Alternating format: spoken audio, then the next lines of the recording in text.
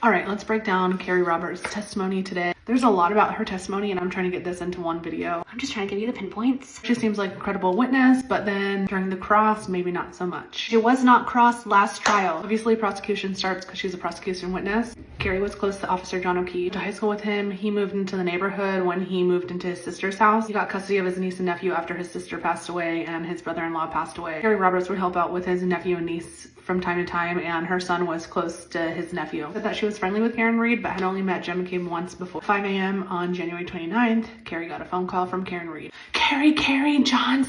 She hangs up. Kerry thinks that she called Karen back, or maybe Karen called her back. Timeline's kind of mixed up. I think he got hit by a plow. Drank too much and I don't remember anything from last night. Kerry is gonna go to Jen's house to meet up with Karen Reed and Jen at Jen McCabe's house. Before she does that, she sits in her car and she calls the non-emergency police department looking for Officer John O'Keefe, and then calls the hospital looking for Officer John O'Keefe. In those phone calls, she never mentioned John's. Gets to Jen's house. Jen drives Karen's Lexus with Karen Reed in the passenger seat. Kerry follows them and they go back to John's house. Kerry says that Karen showed her and Jen the back of her car to see her taillight. She said that there was a metal square with pieces missing out of it. Looked for about a minute. She was standing directly in front of it. She thought, you know, that's dangerous. Somebody's arm or sleeve could get caught on it and get hurt. Karen kept saying, do you think I hit him? Oh my God, do you think I hit him? Hank showed her a picture of the car with like a missing piece and she said, yes, that's what it looked like. Obviously at Officer John's house, they never found him. They leave and they go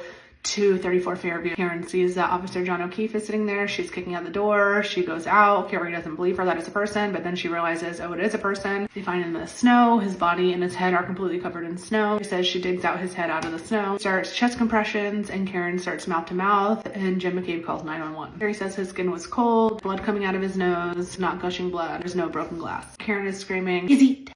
Did I hit him? Alan Jackson starts questioning and Kerry Roberts starts unraveling. She finally admits that her timeline wasn't just hers. It's a mixture of her and Jen McCabe's timeline together. Memory is a combination of them both. She's even met and spoke and communicated with people at the DA's office over 50 times. Alan starts talking about her grand jury testimony. Under oath, Kerry testified she overheard Karen tell Jen to Google hypothermia. How long? Google hypothermia. She admits now she never overheard that. That was just a story that Jen had told her. You can't lie at the grand jury. That's perjury. You know you can get jail time for that. Grand jury is the whole reason that she is on trial for murder. You lied. Also testified at the grand jury that Karen Reed showed her the taillight as soon as they got to John's house, but there's a video there and nobody goes to look at the taillight, so another lie. All of her interviews with the police, none of this comes up. In my opinion, I don't necessarily think that Kerry Roberts has lied or shaped her testimony in any other way other than she's been hanging out with Jen McCabe too much, and so her story has kind of just blossomed. She testified that just about every meeting that she had, she was either in a room with Jennifer McCabe or she had talked to Jennifer McCabe on the phone right before. Literally this morning, she talked to Jen McCabe before her testimony. She believes Jennifer McCabe so much that she literally helped Jen McCabe build this case for Karen Reed. Lied under oath, and she's changing her memory based on somebody else's memory or lie. Can't remember what she said, when she said it, where she said it, with who she said it, any of it. Here goes another not credible witness. Jen McCabe hasn't even taken the stand, yet she's taken the stand. Kerry is also supposed to be one of the prosecution's star witness, like one of the good ones, but that's just because she wasn't crossed last time. First she said, Karen called and said, Kerry, John's. Very end, when Brennan recrossed, he asked her again what Karen said. Kerry then said, she said, John's, Kerry. Was it Kerry, John's, or is it John's, Kerry?